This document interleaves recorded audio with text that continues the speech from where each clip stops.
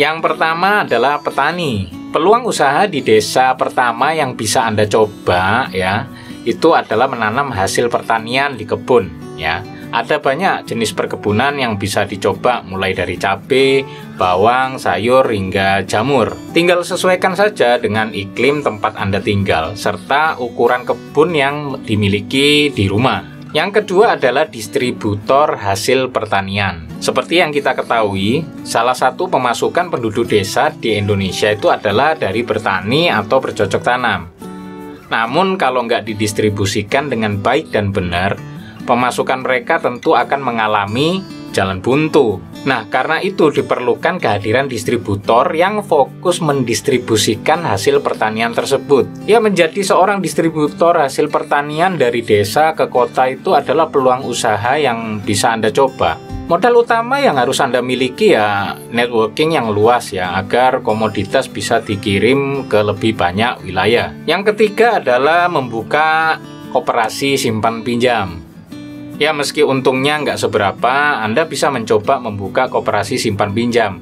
Tujuan utama dari usaha ini sebetulnya bukan mencari keuntungan, melainkan membantu para penduduk desa mencari mata pencarian atau usaha yang lebih baik. Jadi yakinkan diri Anda terlebih dahulu sebelum membuka usaha koperasi simpan pinjam, kalau tujuan utamanya bukanlah profit ya. Yang keempat adalah warung makan. Peluang usaha di desa selanjutnya itu adalah Anda bisa buka warung makanan atau warteg ya, kalau di kota besar kayak di Jakarta gitu ya. Nah, usaha satu ini cocok banget dijalankan orang yang hobi masak atau pintar masak ya, dan memiliki ketertarikan di bidang kuliner. Ya, bisa dengan menjual makanan khas daerah setempat atau memperkenalkan makanan khas daerah lain yang membuat para konsumen penasaran untuk datang ke warung makan milik Anda. Yang kelima adalah jualan sayur. Berjualan sayur juga layak dilirik ya, nggak cuma di perumahan atau kompleks saja. Jualan sayur itu bisa juga dilakukan di desa. Jarak desa dengan pasar di kota yang lumayan jauh kadang membuat masyarakat setempat itu malas berbelanja kebutuhan masak ya, apalagi kalau setiap hari. Karena itu dagang sayur bisa jadi laris manis. Yang keenam adalah ternak hewan ya. Selain bertani, peluang usaha di desa lainnya yang bisa Anda dirikan adalah beternak hewan seperti kambing, ayam, atau bebek ya. Untuk memulainya Anda bisa manfaatkanlah halaman rumah ya, halaman rumah dulu sebagai tempat untuk berternak ya. Bila nanti sudah menghasilkan keuntungan dan berencana membuka lahan yang lebih besar lagi ya, baru cari tanah baru untuk mengembangkan usaha ternak tersebut. Yang ketujuh adalah pengisian bahan bakar mini. Berbeda dengan di kota, kalau di desa itu akan sulit menemukan SPBU atau tempat pengisian bahan bakar. Betul nggak? Melihat potensi ini, Anda bisa membuat tempat pengisian bahan bakar mini yang sekarang juga lagi tren tuh di pinggiran kota-kota besar ya, yang agak jauh dari pom bensin. Mobilitas warga desa yang tinggi juga membuat usaha ini cukup kok menjanjikan ya di kedepannya. Yang kedelapan adalah warung kopi. Anda juga bisa membuka warung kopi kecil-kecilan di rumah. Modal yang dibutuhkan juga relatif lebih sedikit karena Anda nggak perlu mengeluarkan uang untuk belanja bahan masakan. Ya, cukup menyajikan aneka ragam kopi ya, serta beraneka ragam mungkin snack-snack gorengan sebagai menu pelengkap, lebih mudah ya, kayak kafe kopi yang di kota-kota lah. Yang kesembilan adalah warung internet. Keterbatasan teknologi di pedesaan menjadi peluang usaha yang bisa dimanfaatkan dengan buka warnet ya. Selain untuk usaha, buka warnet juga berkontribusi untuk meningkatkan literasi komputer masyarakat desa, terutama anak-anak mudanya yang suka dengan perkembangan teknologi. Modal yang Anda butuhkan tuh hanya komputer atau laptop serta koneksi internet yang bagus. Yang ke-10 adalah tempat sewa wifi ya, masih berhubungan dengan poin 9 tadi. Jaringan telekomunikasi di desa dan kota itu memiliki gap yang jauh ya dari sisi infrastruktur.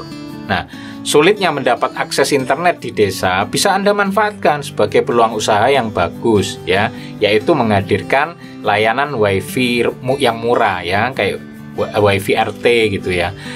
Nah, dijamin bakal banyak tuh orang yang datang ke tempat Anda untuk sekedar membuka media sosial atau mungkin bermain game online ya. Yang ke-11 adalah reparasi perkakas petani ya, petani. Kini sebagian petani di desa sudah menggunakan peralatan canggih berbasis mesin untuk membajak sawah atau sekedar merawat hasil pertaniannya.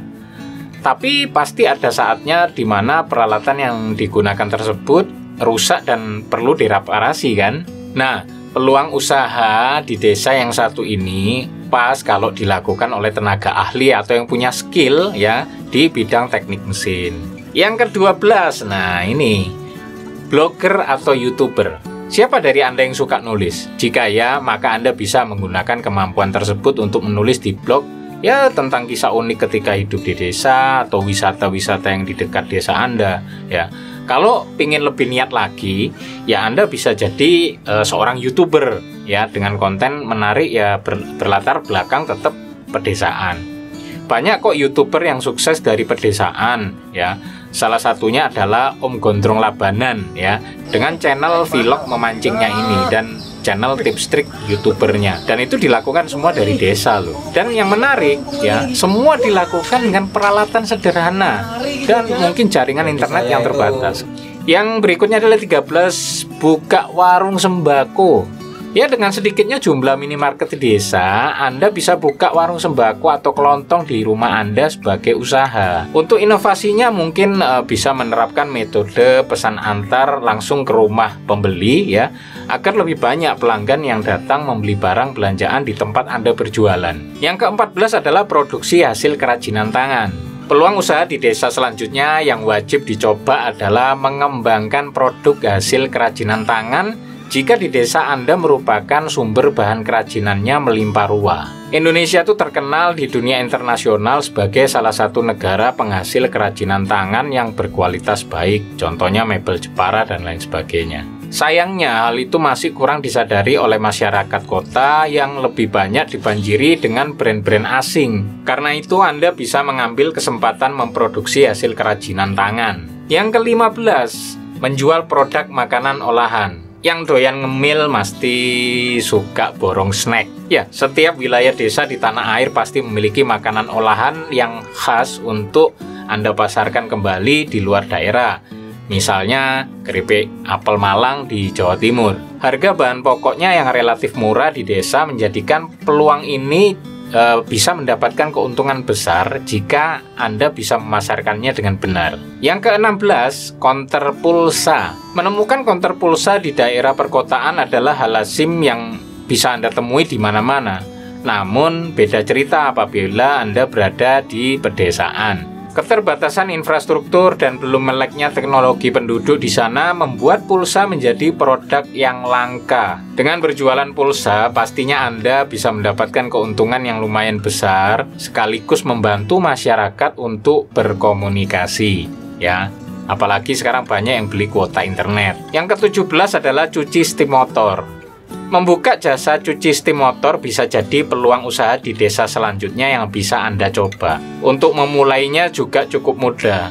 Cukup sediakan lahan sebagai tempat mencuci, serta alat semprot, pompa, ya, dan sabun. Yang pasti omset akan berlipat ganda bila musim hujan sudah datang. Karena umumnya banyak motor yang kotor ketika musim hujan. Yang ke-18 adalah pengrajin kayu. Selain pengrajinan tangan, pengrajin kayu juga bisa Anda jadikan usaha di rumah Anda. Beberapa daerah di Indonesia seperti Jepara terkenal akan pengrajin kayunya yang handal menciptakan produk berkualitas. Yang ke-19, pangkas rambut. Usaha ini cocok dijalankan di desa ya, yang untuk mangkas rambut ya. Karena pasti Anda jarang melihat jasa yang satu ini ketika mengunjungi wilayah pedesaan kan. Namun sebelum memulainya, Anda perlu mempelajari skill motong rambut ya, supaya pelanggan nggak kecewa gunain jasa Anda. Jangan-jangan nanti motong malah salah ya, malah nggak bagus. Yang ke-20 adalah kelas privat. Kualitas pendidikan di desa dengan di kota itu harus diakui masih belum setara untuk saat ini ya. Nah, untuk memangkas gap tersebut, Anda bisa memanfaatkan ilmu dan skill yang dimiliki untuk membuka kelas privat di desa. Bisa mengajarkan berbagai ilmu mulai dari marketing, sales, hingga agrousaha yang sangat berguna bagi para petani. Salah satunya yang berhasil membuka peluang usaha di desa ini adalah sahabat saya Mas Novi Bayu Darmawan yang sukses membangun usaha-usaha online di desa mulai dari nol ya, dengan memberdayakan SDM yang tinggal di sekitarnya. Anda bisa lihat sendiri deh profilnya di kampungmarketer.com. Yang ke-21 adalah buka usaha bengkel motor. Nah, ini untuk yang hobi otak-atik motor, bisa membuka bengkel motor nih sebagai peluang usaha di desa. Sebagian besar petani saat ini menggunakan motor untuk mengantar beragam keperluan ya. Jadi, usaha yang Anda jalani ini selain mendatangkan profit juga bisa membantu para petani untuk mensejahterakan keluarganya. Yang ke-22 adalah fotokopi. Membuka usaha fotokopi adalah jenis usaha lainnya yang bisa Anda coba lakukan di desa. Anda nggak perlu bangunan yang besar untuk memulainya. Cukuplah dengan mungkin garasi rumah yang berukuran 4x4 meter aja udah bisa bikin buka jasa fotokopi. Yang ke-23 adalah jualan pakaian. Ya, semua orang pasti membutuhkan pakaian karena sebagai kebutuhan pokok ya. Nah, dengan dasar tersebut nggak ada salahnya Anda mencoba memulai berjualan pakaian. Keuntungan yang diperoleh jika memulai usaha ini adalah Anda nggak perlu takut barang yang dijual itu basi atau memiliki masa kadaluarsa seperti usaha kuliner ya. Yang ke-24 adalah dropshipper. Banyak orang kota yang kesulitan mencari barang-barang tertentu yang ada di desa karena keterbatasan informasi. Anda yang tinggal di desa bisa memfasilitasi permasalahan tersebut dengan membuka jasa dropshipper. Enaknya lagi, Anda nggak perlu mengeluarkan modal guna menjalankan usaha yang satu ini ya, karena sistemnya dropship. Yang ke-25 adalah desain grafis. Nah, peluang usaha di desa yang terakhir adalah menjadi seorang desainer grafis ya. Para pelaku usaha di desa banyak mengalami hambatan ketika memasarkan produknya ke kota karena kalah bersaing dari sisi kemasan produk. Alasannya di tempat mereka tinggal tidak banyak atau bahkan tidak ada yang memiliki keahlian desain grafis. Nah, usaha ini cocok banget dijalankan sama Anda yang berasal dari jurusan desain komunikasi visual.